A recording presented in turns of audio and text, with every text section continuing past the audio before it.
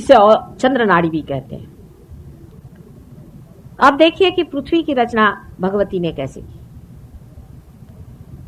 पहले सूर्य से कुछ हिस्सा भगवती ने निकाल लिया, उसके बाद उस हिस्से को बहुत दूर ले गई, सूर्य से बहुत दूर ले गई, जिससे वो एकदम ठंडा हो गया, बर्फ के जैसे।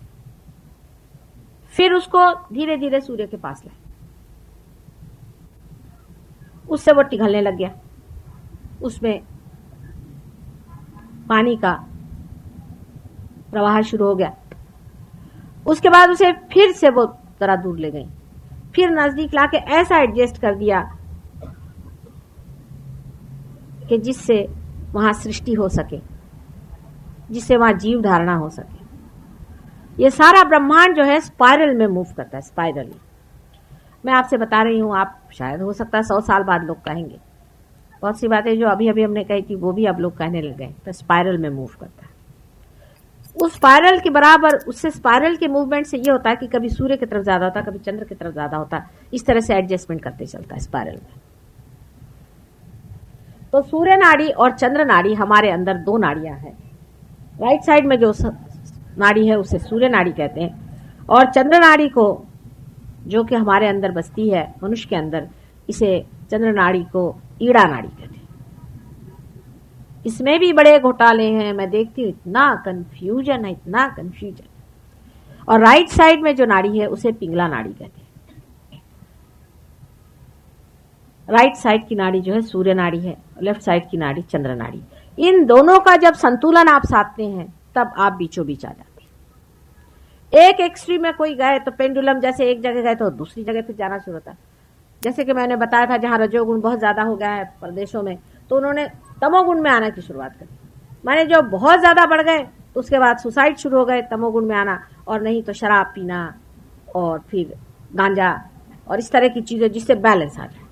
उसका एक पेंडुलम इधर गया तो उधर से उधर दौड़े, उधर से उधर दौड़े। बीचों बीच सत्वगुण है, बिल्कुल मध्य में, देख रहे हैं ना आप, एकदम मध्य में। और उसके बीच में गैप है, आप देखिए कि गैप है, यही वॉइड है, इसे वॉइड कहते हैं। ज़ेन सिस्टम में आप अगर ज़ेन पढ़े तो पूरा सहयोग है, ज़ेन भी। कबीर पढ़े तो पूरा सहयोग है, नानक पढ़े तो पूरा सहयोग है, कृष्ण पढ़िए तो पूरा सहयोग है, राम पढ़िए तो पूरा सहयोग है, क्राइस्ट पढ़िए तो पूरा सहयोग है, कुरान पढ़िए तो पूरा सहयोग है। सब सहज ही योग है। कहने का ढंग शायद अलग हो जाए पर मजा आएगा वही।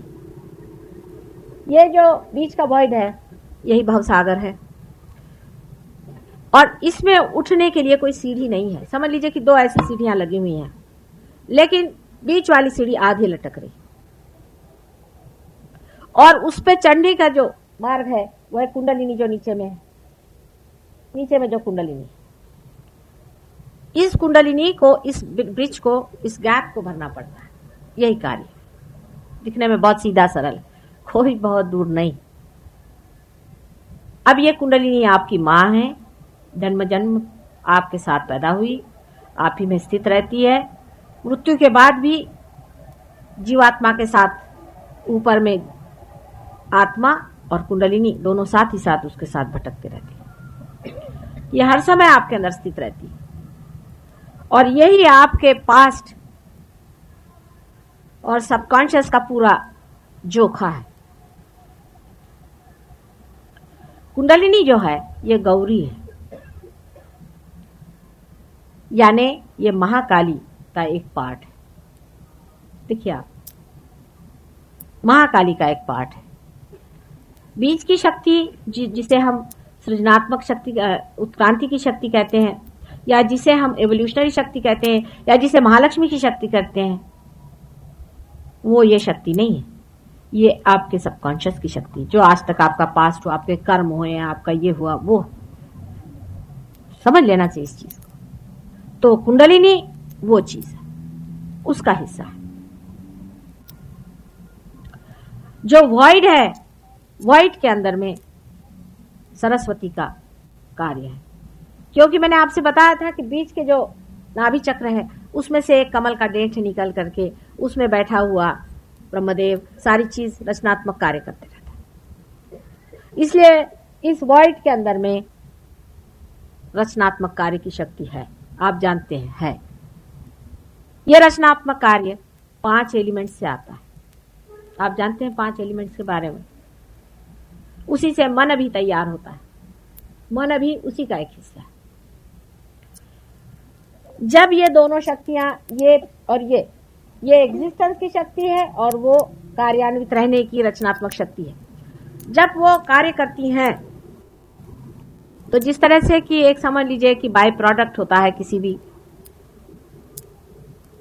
फैक्ट्री में, उसी प्रकार के 2 बाय प्रोडक्ट्स निकलते हैं। एक बाय प्रोडक्ट ऊपर जो लेफ्ट साइड से ऊपर चढ़ता है वो इस साइड में आ जाता है, राइट साइड में, उसे सुपर ईगो कहते हैं। और जो राइट साइड के कार्य करने से होता है वो ईगो होता है। जो लोग राइट साइड में कार्य करते हैं, जिसे हम रजोगुणी कहते हैं, वो ईगो ओरिएंटेड होते हैं, अपने ईगो से कार्य करते हैं। और जो लेफ्ट साइड होता है वो सुपर ईगो होता है। बहुत से आप साइकोलॉजिस्ट नहीं होंगे तो आपको जरा समझा दें। जैसे कि एक बच्चा है, माँ की गोद में दूध पी रहा आराम से, वो आराम से आनंद में, उस वक्त में उसकी माँ उसको हटाती तो उसका ईगो जागृत होता है। वो कहता है कि ये क्या कर दिया, मन में उसको गुस्सा चलता है, तो उसकी माँ उसे डांटती, अरे नहीं करती, सुपर ईगो जम गया। कोई करने की इच्छा होना ईगो से होती है, और जब उस पर दबाव आता है वो शक्ति सुपर ईगो की होती है। हमारे अंदर इस प्रकार 2 संस्थाएं बनती हैं, ईगो और सुपर ईगो। एक चीज से तो हम कहते हैं कि इसको हम करके दिखाएंगे, और दूसरी चीज से हम कहते हैं कि नहीं भाई ये नहीं करेंगे, ये हमारे बाप कह गए थे अच्छा नहीं, ये इसमें फायदा नहीं होगा, नहीं करना चाहिए। अब जरूरी नहीं कि बाप अच्छा ही कह गए होंगे, कभी कभी अच्छा भी कहते हैं, कभी कभी बुरा भी कह जाते हैं। इस तरह की 2 शक्तियां हमारे अंदर काम करती हैं। या ऐसा समझ लीजिए कि एक से हमारी इच्छा शक्ति है और दूसरे से हमारी रचना शक्ति। रचना शक्ति और इच्छा शक्ति अगर बराबर आ जाए, या जिसे कहिए कि ईगो और सुपर ईगो दोनों अगर बराबर में आ जाए, तो आप देख सकते हैं कि कुंडलिनी का उठना कितना आसान हो जाएगा, क्योंकि सर का बोझा जो है एक जैसा हो जाएगा, बीच में से कुंडलिनी आसानी से निकल जाएगी। इसीलिए संतुलन की बहुत जरूरत है। मैं संतुलन ही पे बोल रही हूँ, बार बार घूम घाम कर पे संतुलन पे आती हूँ। अगर आपके अंदर संतुलन नहीं है तो कुंडलिनी जागृत होकर के ब्रह्मरंध्र से नहीं निकलेगी। संतुलन का एस्टैब्लिश होना बहुत जरूरी है, और उस संतुलन के लिए ही मैं आप लोगों से कहती हूँ कि आप लेफ्ट से राइट पे डालिए, क्योंकि ईगो यहाँ पर बढ़ गया है। समझ लीजिए पूरा ईगो है, यहाँ के बलून ईगो ने दबा दिया है सुपर ईगो को नीचे। तो आपसे मैं कहती हूँ कि आप इस तरह से ऊपर उठाइए, तो ऊपर ईगो उठेगा और ईगो नीचे आ जाएगा। फिर आप उठाइए, फिर आप करिए, धीरे धीरे करते करते ये हो जाएगा कि बीचों बीच आ जाएगा। वो भी मेरी और हाथ करना पड़ेगा, नहीं तो आपका हाथ से थोड़ी कुछ उठने वाला। जैसे बीच में आ जाएगा, कुंडलिनी उठ के खट से ऊपर चले जाएगा। अब कुंडलिनी सब जानती है, समझती है, आपका सब उसको पास मालूम है। आपने जो गलतियां करी, जो कुछ भी आपने अपने साथ जातियां करी है, जैसे आप किसी गुरु के पास गए, कुंडलिनी आपकी जानती, उठेगी नहीं, फ्रोजन कुंडलिनी। इसीलिए आपने देखा होगा कि किसी ने बताया मेरे गुरु थे तो मैं सर पकड़ के बैठ जाती कि गई कुंडलिनी काम से, अब तो हाथ जोड़ो इनको भैया, अब क्या करें। अब लोगों को ये लगता है कि माता जी क्यों गुरुओं को बुरा कहते हैं, क्योंकि अगर तुम्हारी कुंडलिनी उन्होंने फ्रीज कर दी तो मैं आपका क्या करूंगी। और दूसरा ये कि आपका क्या होगा, कितना सर्वनाश है। सोचो, आप ही सोचो कि आपका कोई उद्धार नहीं हो सकता, आप पार नहीं हो सकते, जन्म जन्मांतर तक नहीं हो सकते। और ये कहने पर भी लोग कहते हैं कि नहीं हमारे गुरु तो बड़े अच्छे। फिर सोचते हैं क्या इन पे एकदम भूत बाधा है क्या। कितना भी कोई परेशान करे, कुछ भी तकलीफें हो, सारा शरीर भी टूट जाए, हार्ट से भी मर जाए, तो भी वाह हमारे गुरु बड़े अच्छे। इसका कारण क्या? इसका कारण एक ही सीधा सरल बैठता है कि कोई ना कोई आपके ऊपर पकड़ है, आप सोचना ही नहीं चाहते असलियत को क्या है। अब ईगो किसी आदमी का बहुत जबरदस्त बड़ा होता है। अब उसके अनेक तरीके हैं, आपसे मैंने पहले ही बताया। ईगो की बीमारी ऐसी होती है कि वो बीमारी पता ही नहीं चलती। अगर आपका तमोगुण ज्यादा हो, सुपर ईगो ज्यादा हो, तो आदमी के बदन में, उसका बदन टूटेगा, वो कहेगा माँ मुझे यहाँ दुखता है, मेरे पैर पकड़ गए, मैं जकड़ गया हूँ, पता नहीं कोई तो भी मेरे गर्दन में बैठ गया है, उसको पता चलता है। पर ईगो तो अपने को अपने ऊपर बिठाया होता है, तो वो तो घोड़े पे चलता है, वो तो उसके पास आप जाइए तो मेरे को लेक्चर देना शुरू करता। मैंने कहा अच्छा भैया, अभी गई थी मैं कोई मिनिस्टरों के पास में, उन्होंने मेरे को लेक्चर देना शुरू कर दिया। इधर आप लोग का प्रोग्राम होने वाला तो उन्हीं के मैं लेक्चर अभिभूत सुनती रही। मैंने कहा वाह भाई वाह, ये रोज लेक्चर देते हैं, अभी इनको एक मैं ही चाहिए थी लेक्चर सुनाने के लिए। अच्छा भाई सुना लो, तुम्हारा भी मन हो जाए, इधर तुम लोग बैठे रह गए, मैं वहां बैठे रह। ऐसा चलता है। इसलिए ईगो ऐसी चीज है, इसको अहंकार एक बार हो जाए उसको समझाना बहुत मुश्किल होता है। सूक्ष्म अहंकार भी बहुत होते हैं। जैसे किसी ने कुछ पढ़ लिख लिया तो मेरा तो इस पे विश्वास ही नहीं, माता जी की कुंडलिनी उठती है। अब साहब आपका विश्वास ही नहीं, मैं तो विश्वास ही नहीं कर सकता। आपका विश्वास किस चीज पर है? आपने क्या जाना, आपने क्या देखा? आप आइए देखिए। और आपका विश्वास नहीं है या है, इससे क्या फर्क पड़ने वाला है भगवान को? आप आए, मुझे पूर्ण विश्वास भगवान पे है। माने आप कहाँ के अफलातून हो गए? अरे ये सृष्टि क्या आपने बनाई थी? क्या आपके बाप ने बनाई? इस पेड़ के नीचे जो बैठे हुए हो ये क्या आपने बनाया था? मुझे पूर्ण विश्वास परमात्मा पे है। इस तरह से जो मनुष्य बातें करता है मुझे आती हंसी। जिसने सारी सृष्टि की रचना की, जिसने सारा संसार बनाया, जिसने आपको बनाया, आपके बच्चों को बनाया, जो चीज संसार में आज जगमगा रही है वो सारे जिसकी कृपा दृष्टि से हो रहा है, उसके ऊपर आप विश्वास करते हैं, बहुत उपकार करते हैं आप उसके। परमात्मा पर अगर विश्वास ही नहीं है तो आपसे बढ़ के अकलमंद कौन होगा? बिल्कुल पागल जैसी बात है। बिल्कुल मैं जब पैदा हुई तो मुझे लगता मैं कौन से पागल खाने में आ गई। फिर यह कि हाँ मैं तो सब कुछ जानता हूँ माता, हाँ मैंने पढ़ा था सारी, मैं ये किताब पढ़ के आया उसमें ये था। अब किताब कहीं भी किसी भी छापखाने में आप छपा दीजिए, छप जाती है। कोई भी छाप सकता है जिसका मन हो छापे। और भगवान के ऊपर अगर कोई छापे तो कोई उसके लिए नियम नहीं है, कोई कायदा कानून नहीं कि उसको पकड़े भाई तूने ऐसे क्यों छाप। अगर कोई कहे भगवान का यह हाल है तो हाँ भाई है, वो कहे कि भगवान का वो हाल है तो है। उसका कोई ऐसा कहीं कायदा है, कोई कानून है जहां आदमी हाथ पकड़े कि खबरदार भगवान पे बोलने वाले तुम कौन होते? हिटलर से लेकर के नेपोलियन से लेकर के सब नहीं भगवान पे लेक्चर जाने, किसी ने छोड़े थोड़ी। सब अपने को सोचते हैं उनको अधिकार भगवान पे लेक्चर देने का। इनसे पूछिए कि तुमको क्या मालूम है भगवान के बारे में बेटे, क्यों बोलते? वाह मैंने इतनी किताबें लिख डाली, मैंने फलाना पढ़ डाला, दिखाना मैंने अमेरिका गया था वहां मैंने इतने लेक्चर दिए, मैंने इसके इतने लेक्चर पढ़ डाले। एक एक एक एक इस तरह से एक तरह का बड़ा सूक्ष्म एग्रेशन है, आप इसको समझ नहीं पाते। ये मनुष्य के इंटेलेक्ट पर एक एग्रेशन है, बड़ा भारी एग्रेशन है। ये आपको मेंटल फीड्स देते हैं, भगवान की बातें करने लगे, बातें आप सुन रहे हैं, बड़े अच्छे बोलते हैं साहब। वो एक साहब है, क्या भाषण देते हैं, बस सुनते ही रहिए, पता ही नहीं चलता टाइम का, अच्छा मनोरंजन हो रहा है।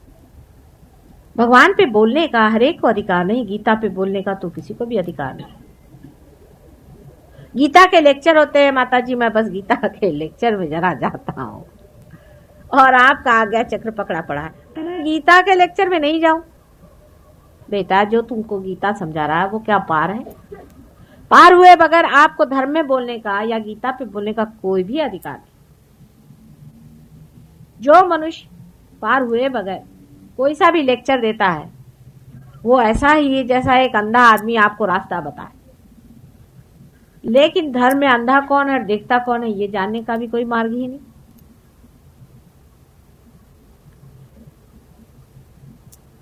जो आदमी विरह में बोलता है उसका तो सुनना भी नहीं चाहिए। जो विरह के गीत गाए उसको क्या सुनना? हम भी विरह में हैं, वो भी विरह में, इसलिए मजा आता है। जैसे सूरदास जी विरह में रोते थे, सबको अच्छा लगता है, ये भी अंधा हम भी अंधे, सब अंधे गा रहे हैं। दास जी के पास हो गए बल्लभाचार्य काहे घिघी आवत हो भाई। जो आदमी मिलन में बैठता है उसको समझ में नहीं आता विरह की बात क्यों गा रहे। हमको अच्छा लगता है ऐसा भजन कि भगवान कब मिलोगे तुम। किसी किसी को ऐसा बेकार का झूठा नाटक भी अच्छा लगता है कि बड़े विरहावस्था में सब देवदास बने बैठे, देवदास काटे घास। मैं कहती हूँ मेरी समझ में नहीं आते, इतनी कविता रुदन की और इतना विरह, हे भगवान इनको कब बुद्धि आएगी। विरह का मजा बड़ा आता है आदमी, उस पे काव्य होते हैं लेकिन जो मिला हुआ है, जो मिलन में बैठा है, वो विरह के गीत कैसे गाएगा? एक सीधा हिसाब होता है। जो मिलन में बैठा है विरह की बात कैसे करेगा? वो तो कहेगा कि I am the light, I am the path. वो कहेगा कि सर्वधर्माणाम परित्यज्य मामेकम शरणम व्रज। उसके अंदर अथॉरिटी होगी। वो किसी के बाप से डरने वाला नहीं, किसी के सामने घिघियाने वाला नहीं। आना हो तो आओ, नहीं तो जाओ। उसकी पहचान होती है।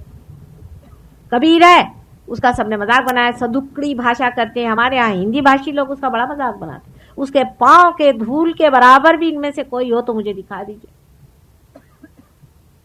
मार्कंडेय जी के पीछे में पड़ गए। उन्होंने ये दोष है, उनके वांग्मय में ये दोष है, तो इनके लिए उमर खय्याम बहुत अच्छी, क्योंकि वो पिनक में अपने लिखते रहते। ये लोग सब पिनक में ही लिखते हैं। अधिकतर गजलें जो है मेरे ख्याल से पिनक में लिखी गई। मुझे तो घिन चढ़ जाती जिस तरह से लोग रोने लग जाते गजलों में बैठकर। बिल्कुल मदकची लोगों की बातें हैं। ये सब तमोगुण के लक्षण है। हर समय विरह गाना, रोते रहना, विरह की बात करना। मिलन की बात करो, मिलन में आओ। और जब समय आ गया तो हमें विश्वास ही नहीं कि मिलन हो सकता, तो रोते बैठे। पहले कहेंगे आओ आओ आओ, जब आके खड़े हुए तो करे हमें विश्वास ही नहीं होता कि हो सकता है। ये दुनिया है, इसे किया क्या जा। अरे पहले बुलाया क्यों? जब बुलाया, जब आ गए तो बोलते कि अब हमें विश्वास नहीं होता कि आप आ गए करके। अभी हमें रोने दीजिए, अभी रोने से फुर्सत नहीं उनको। जब इनका रोना खत्म हो तब तक यहां से पसार भी हो जाएंगे। घंटों बजाते रहेंगे और पुकारते रहेंगे कि प्रभु तुम आओ, प्रभु तुम आओ, दर्शन दो, हमको दर्शन दो। और दर्शन लेके करने का क्या? कुछ बनना चाहिए, होना चाहिए, घटित होना चाहिए।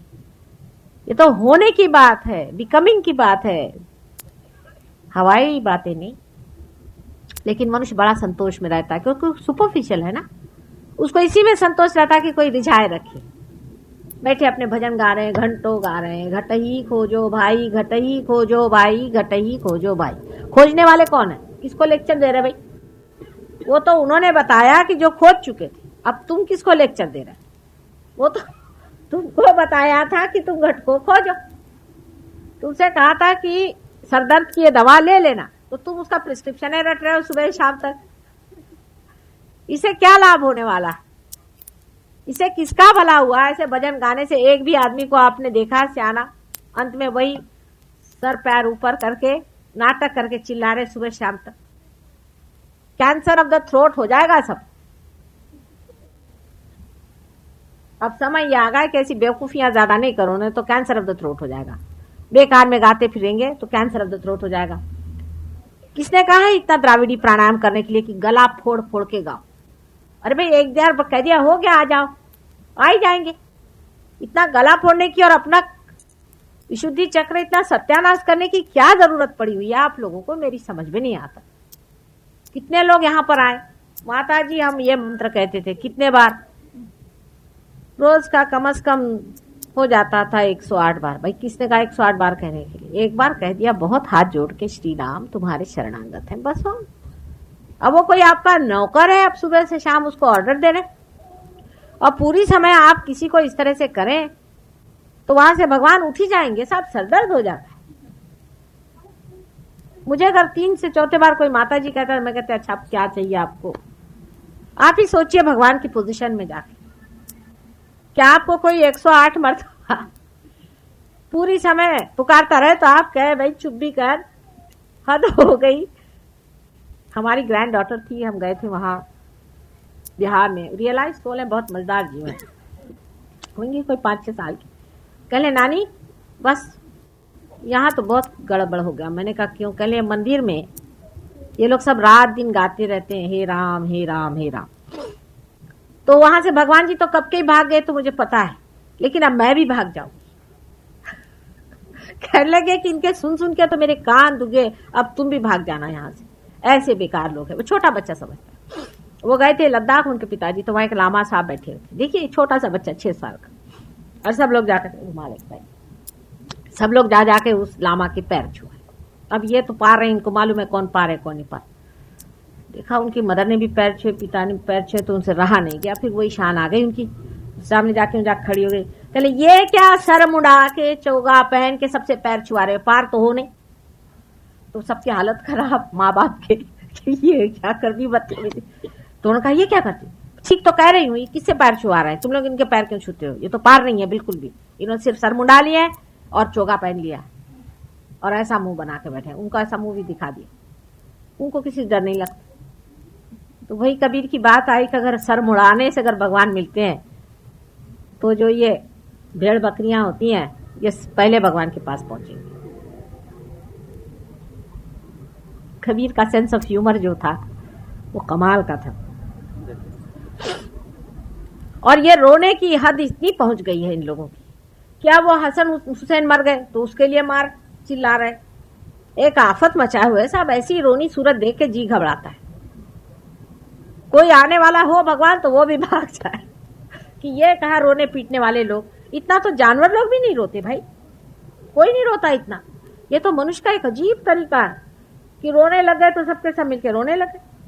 अच्छा वो हुआ, उससे भी जब चैन नहीं आया तो जिस दिन भगवान का जन्म होएगा उसी दिन उपवास करें। इससे बढ़ के और किसी का क्या अपमान होएगा। आप समझे आपके घर में कोई आदमी आए, कहले भाई मैं तो आज खाना नहीं खा रहा, वो कहेगा भाई मैं जा रहा अपने घर। अगर किसी आदमी को आपको भगाना हो घर से तो आप कहते भाई आज मैं खाना नहीं खा रहा हूं, उसने कहा अच्छा मैं जाता होटल। सीधा हिसाब। आपके घर में कृष्ण का जन्म हुआ, राम का जन्म हुआ, इतना ही नहीं पर जब गणेश जी का जन्म हुआ तो उपवास करो। ये कौन सा तरीका है, इससे बढ़ के और अपमान का कौन सा तरीका। कल मैं आपके घर में आऊं, समझ ली माता जी मेरे घर आइए, आज मेरा तो उपवास है, तो भैया मेरे को काहे को बुलाया।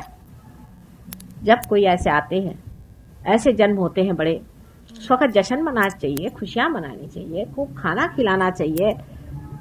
गणेश जी को मोदक पसंद है तो मोदक बांटिए, उस दिन उपवास करेंगे। और जिस दिन नरक चतुर्दशी है, जिस दिन के नरक के द्वार एक ही दिन खुलते हैं, उस दिन सवेरे 4 बजे उठ करके नहा करके खाने को बैठेंगे। बताइए, सब उल्टी चीजें समझ में नहीं आती। ये किसने सिखाई? ये ब्राह्मणों ने बेवकूफ बनाया है या तो ये राक्षसों के धंधे। मेरी तो ये समझ में नहीं आता कि ये उल्टी बातें कहां से आ गई। अपने यूपी में और इधर तो नॉर्थ में तो और भी चौपट हाल है, इतना चौपट हाल है कि कोई पढ़ा लिखा तो है नहीं। यहाँ संस्कृत किसी को समझता नहीं, जो भी ब्राह्मण जो चढ़ा दे चलो ठीक है, जितनी श्रद्धा हो ब्राह्मण को दे दिया। ब्राह्मणों की जो एजेंसी हुई, सबसे तो कमाल लिया। जब मेरी शादी हुई यूपी में तो हम घर पे गए तो आपको आश्चर्य होगा कि शादी में श्राद्ध ही वो गा रहे थे, वही मंत्र गा रहे थे। मारे हंसी है, मेरे तो हालत खराब और पेट में बल पड़ जाए। अभी जाऊं तो जाऊं कहाँ, मैं घर की बहू नहीं गई। मारे हंसते हंसते मैंने कहा भाई मुझे तो अभी नींद आ रहा, वहां इतने शुभ मुहूर्त पे तुम बाहर सोने जा रही। मैंने कहा करूँ क्या? सब पूछे क्यों हंसी आ रही। मैंने कहा मैं कहूँ तो कहूँ कैसे कि सब उनको थोड़े बहुत वही पितृपक्ष के थोड़े बहुत कुछ मालूम थे, वही बोले जा रहे हैं। मैं कहूँ कि ये क्या तमाशा, इनको तो कुछ श्लोक भी मालूम नहीं है, ब्राह्मण है और हमारे घर में खानदानी चले आ रहे। तो मैंने कहा भाई इनसे कौन बात करे, इन्होंने खानदानी ऐसे ही शादियां लगाई होंगी। उनको वतन भी मिले हुए हैं, गैया भी मिली, कोई मरता है तो घर में उनको एक गैया मिल जाती है, उनके घर में गैया ही गैया हो गई है। और इस तरह के धर्म की चीजें बनी हुई, ऐसे रिचुअल्स बने हुए। हम लोग क्या सोचते हैं कि पीछा छुड़ाओ, श्राद्ध हुआ, उसने कहा कि भाई देखो एक गैया देना और एक कपड़ा देना हमको, एक हमारी ब्राह्मणी को साड़ी दे दो तो तुम्हारी माँ पहनेगी। तो आपने सोचा ठीक है इससे पीछा छुड़ाओ, दे दो गैया तो बहुत मुश्किल है, चलो इसको साड़ी। कोई ये नहीं सोचता है कि हम जो कर रहे हैं उसमें हमारा क्या हृदय है, क्या करना है, क्या देना है, धर्म में क्या चीज है उसको जानना चाहिए, किस तरह की बात है।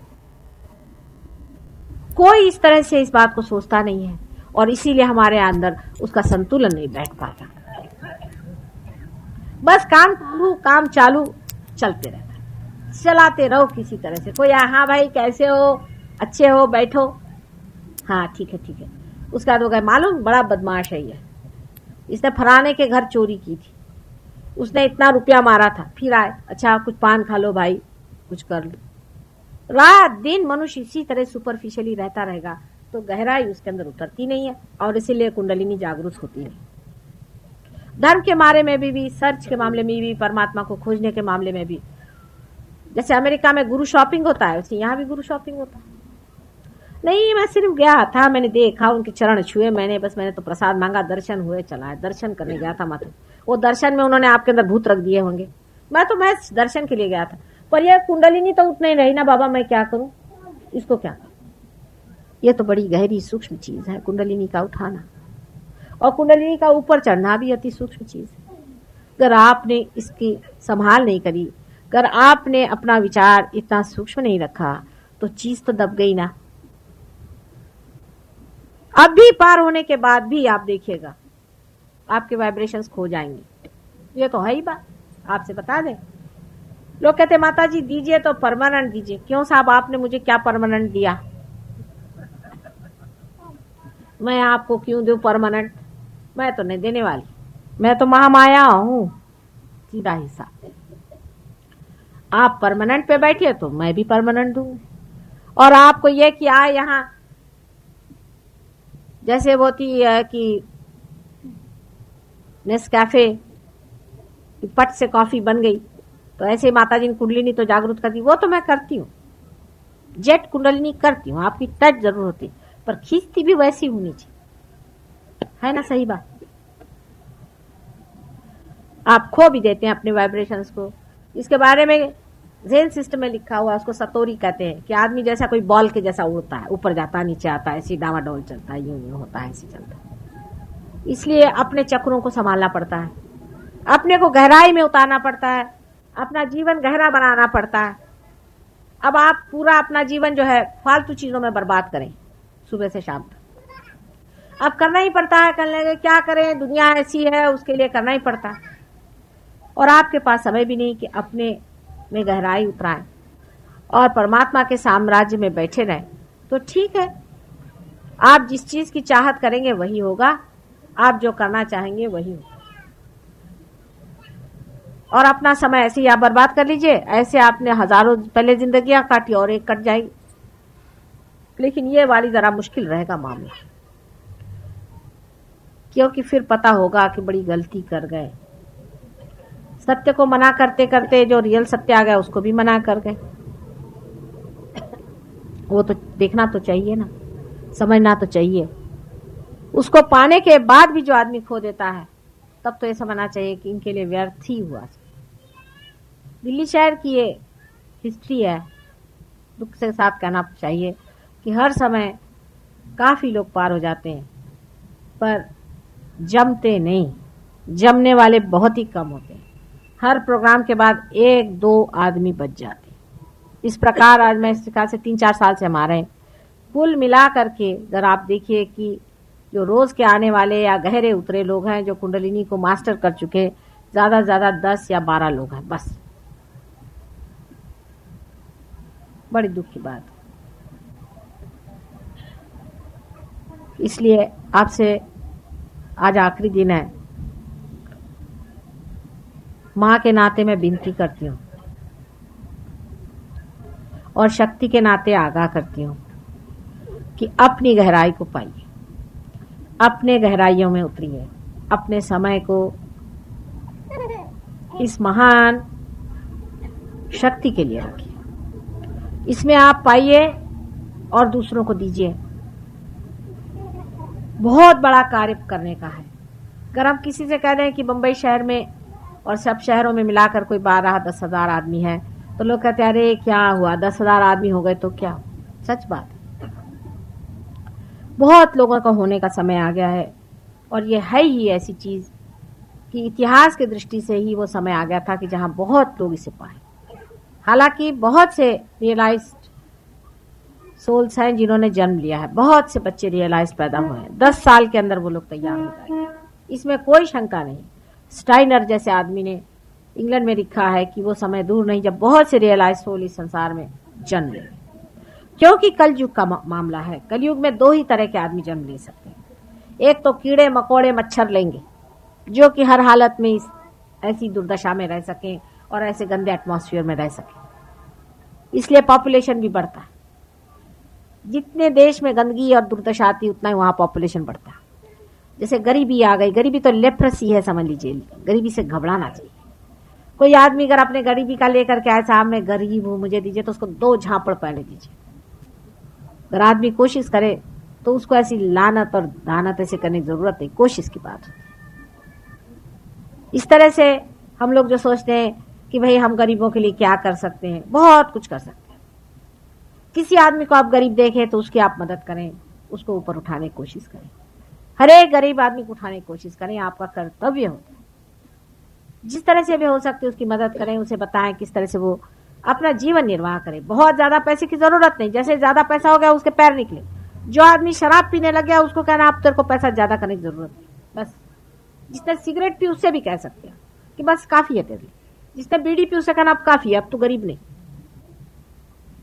फिर जो जुआ खेलता है वो तो कभी भी गरीब नहीं। इतना हो कि उसका खाना पीना चले और उसे में कोई विषय वासना नहीं आए।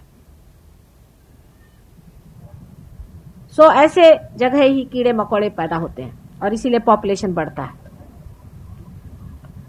जैसे ही वातावरण अच्छा हो जाता है, आप जानते हैं कि जहां बुरादा होता है, जहां गंदगी होती है, वहीं मच्छर पनपते हैं। जैसे सफाई हो जाती है वहां 1 ही 2 फूल खिल सकते हैं। इसलिए बहुत जरूरी है कि हम लोग इस वातावरण को शुद्ध करें, और इस वातावरण को शुद्ध करने के लिए जरूरी है कि आप लोग इस शक्ति का वहन करें। पहली मर्तबा अब मानव अपने व्यक्तित्व से या अपने शक्ति से ये जो 5 तत्व है उसमें शक्ति डाल सकता है। इसके बहुत सारे एक्सपेरिमेंट्स किए हैं हमारे कुछ साइंटिस्ट, उन लोगों ने बताया किस तरह से हम शक्ति दे सकते हैं इन 5 तत्वों को, किस तरह से हम हमारी खेती बढ़ा सकते हैं। ये लोग एग्रीकल्चरल यूनिवर्सिटी राहुरी में बड़े बड़े साइंटिस्ट हैं, आप उनको चिट्ठी लिखे पूछ सकते हैं। उन लोगों ने जब वाइब्रेटेड पानी दिया तो 2/3 2/3 उनका क्रॉप ज्यादा आया और बड़े आए सब, और बड़े आए। और हमने तो वहां की जो चीजें देखी इतने आश्चर्य लगा हमें कि कुछ फल ऐसे कि ऐसे तो फल कभी हमने देखे नहीं थे, उसके रंग और उसकी टेस्ट और उसका आकार प्रकार एक अजीब तरह की चीज। इन्हीं चैतन्य की लहरियों से आप लोगों की बीमारियां मुफ्त में ठीक कर सकते हैं।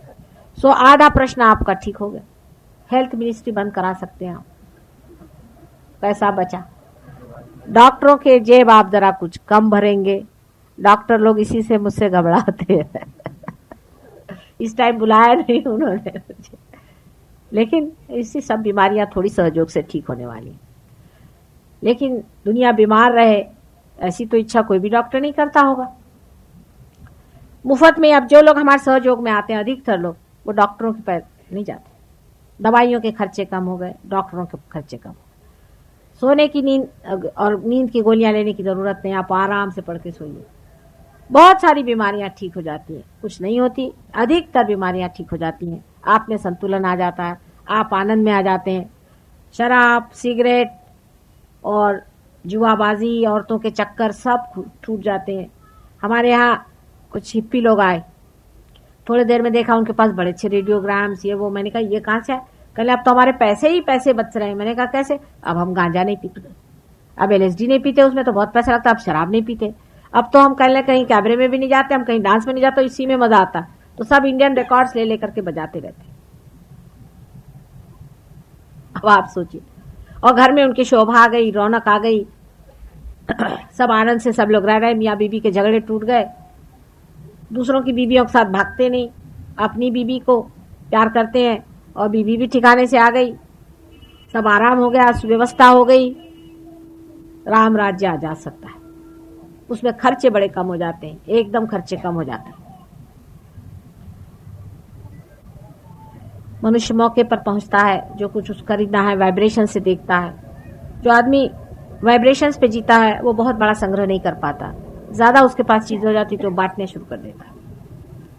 संग्रह बहुत ज्यादा नहीं करता, उसको बांटने का मजा आता है, देने का मजा आता है। वो अपनी जो वर्च्यूज हैं, जो अपनी गुडनेस है, उसको एंजॉय करता है। वो अगर सच बोलता है तो उसका मजाक उठाता है। आपने बहुत से लोग देखे होंगे, वो कहते हैं आजकल ईमानदार लोगों का दुनिया में कोई ठिकाना नहीं। ये बिल्कुल बेवकूफी की बात है। आप ईमानदार हैं, यही तो मजे की चीज है। ये सब बेईमान है और आप ईमानदार हैं, ये बड़ी शान की चीज है। ये आपका गौरव है, आपका ताज है, उसके लिए आप कहते हैं कि ईमानदार की कोई दुनिया में पूछ नहीं। पूछ काहे को लगाने को चाहिए, इसकी क्या जरूरत है? अरे आप ईमानदार आदमी, दुनिया में लोग कहते हैं कि शास्त्री जी इतना ईमानदार थे कि मरे तो उन्होंने डेट्स अपने छोड़ गए। अब वो डेट्स छोड़ गए, यही उनका गुण हो गया। देखिए सारी दुनिया उन्हीं का इसी चीज को उनको गुण दे रही कि उन्होंने डेट्स छोड़ दी।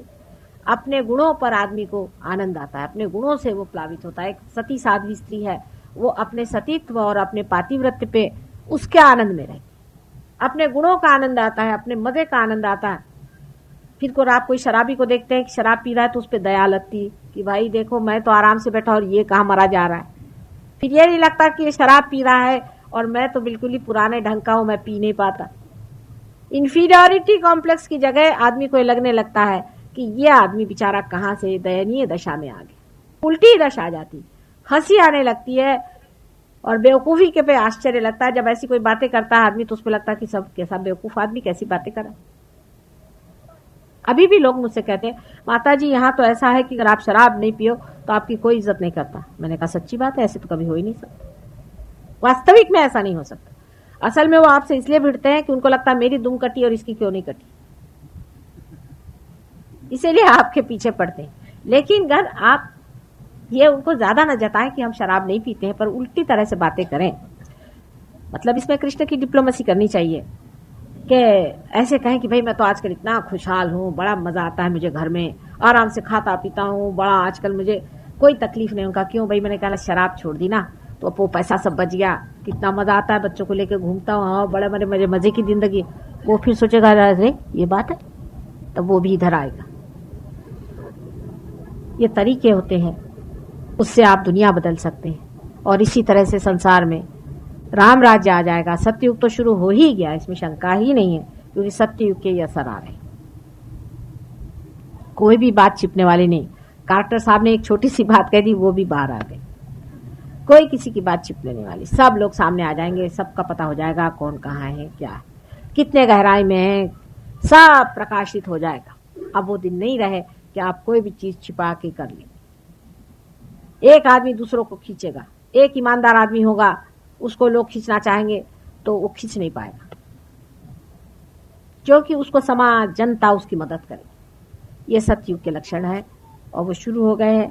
कोई भी आदमी बहुत दुष्ट हो वो भी चल नहीं पाएगा।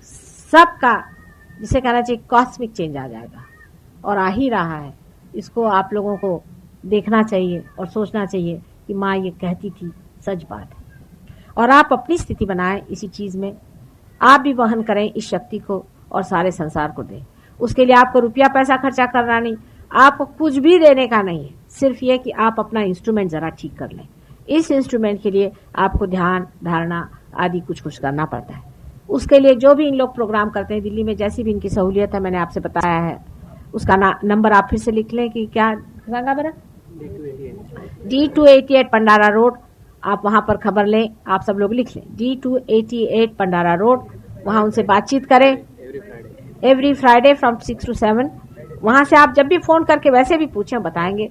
कुंडलिनी के बारे में आज बहुत दिनों बाद एक किताब भी प्रकाशित हो गई है, वो भी आप ले लें, उससे भी आप समझ लें कि कुंडलिनी क्या चीज है और उससे क्या क्या घटित होता है और किस तरह से ये कार्यान्वित होती है, इसमें कौन सी विशेषता है। अगर आप इस चीज को बिठा लें अपने अंदर, संभालें, इसमें रजें, तब मजा आएगा। ये रजने वाली चीज है और अब वो समय आ गया है कि परमात्मा का साक्षात, सत्य का साक्षात, जो कुछ लग गए हैं उसका फुलफिलमेंट, उसका कंप्लीशन, उसकी पहचान पूरी तरह से आप चैतन्य की लहरियों से कर सकते हैं, क्योंकि आपके अंदर एक नई चेतना, जिसको वाइब्रेटरी चेतना कहते हैं, वो आ गई, चैतन्यमय चेतना आ गई। माने आपकी जो भी अवेयरनेस है उसके अंदर में लाइट आ गई है और उसके थ्रू आप सिद्ध कर सकते हैं कि परमात्मा है या नहीं, परमात्मा की शक्ति क्या है, वो किस तरह से चलती है, हमारे अंदर चक्र है या नहीं, चक्र के अंदर में डेटीज हैं या नहीं, ये सब चीजों का किस तरह से उत्थान होता है, ये हमारी किस तरह से हम दूसरों को ठीक कर सकते हैं, किसमें क्या बीमारी है, अनेक छोटी छोटी चीजों तक आप इसको डिसाइड कर सकते हैं। जैसे कि एक साहब आए, कहने लगे कि माँ हम बाजार गए और हमने कहा कि ये चीज खरीदे कि नहीं खरीदे। मैंने कहा आप वाइब्रेशंस देख लेते। एक बार हम जा रहे थे तो किसी ने कहा कि हम एकदम वाइब्रेशंस आए, तो हमने कहा माँ कहीं आई होगी, तो पहुंच गए वहीं पे। वो कहा देखो माँ हमको तो वाइब्रेशंस आ गए, हम पहुंच गए। स्टेशन पर हम एक दिन, ये लोग परेशान थे, अभी तक पहुंची नहीं माँ, तो उनको एकदम से वाइब्रेशंस आ गए कि माँ तो पहुंच गई। कहने कहा कहीं तो पहुंची गई, हम भी वहां पहुंच गए। कि वाइब्रेशंस जो है वो आपस में बोलते रहते हैं, बताते रहते हैं, बराबर ठीक ठाक करते रहते हैं। इसके इतने कमालात हैं, इतने कमालात हैं, मैं आपसे बता नहीं सकती। उदाहरण के लिए एक साहब यहाँ दिल्ली में आए थे, मैंने आपसे बताया, यहाँ आए तो उन्होंने कहा कि अब हम तो जानते नहीं दिल्ली में जाए कहाँ, तो बस उनका माँ को याद करा। इतने में सामने देखते हैं तो एक साहब चले आ रहे, तो उनका क्या अच्छा आप कौन है? तो कहले मैं तो माँ का भक्त हूँ। कहले मैं भी माँ का भक्त हूँ। उन्होंने उनके वाइब्रेशन देखे, कहले भाई हम तो आपको जानते हैं, आप तो माता जी निर्मला देवी ने आपको जागृति दी। कहले हाँ। कहले आपने कैसे पहचाना? वाइब्रेशन आ रहे। कहले आपके भी आ रहे, चलो दोस्ती हो गई, ये पहचान हो गई कि हम एक ही माँ के बेटे। चाहे आप अमेरिका चले जाओ, एक साहब अमेरिका गए, उनका ऐसा ही हाल हो गया। वो कहले साहब आई वॉज लॉस्ट, और वहाँ एक साहब मुझे मिले, तो उन्होंने कहा कि साहब आपके वाइब्रेशन आ रहे। कहला हाँ मुझे भी वाइब्रेशन आ रहे। तो कहला आप माता जी के शिष्य हैं? कहला हाँ। तो कहा चलो भाई अपन चले साथ। इसी तरह से अनेक काम बनते जाते हैं। जहां जाइए वहां वाइब्रेशन से पता चलता कि ये सुगंध है ना आपकी, हर एक आदमी पहचान लेता। कुत्ते बिल्लियां तक आपको पहचान लेंगे कि आप वाइब्रेशन वाले आदमी हैं। वाइब्रेशन छोटे छोटे बच्चे भी पहचान लेते हैं। बताते हैं कि स्कूल में हमारे यहाँ 5 लड़के हैं, वो हैं पार, बाकी तो नहीं। कौन पार है कौन नहीं है फौरन पता चलता है। जो पार है वो अपना भाई हुआ बहन हुई, क्योंकि माँ के ही तो सब बच्चे हुए। ये नई चीज अंदर में आ जाती है।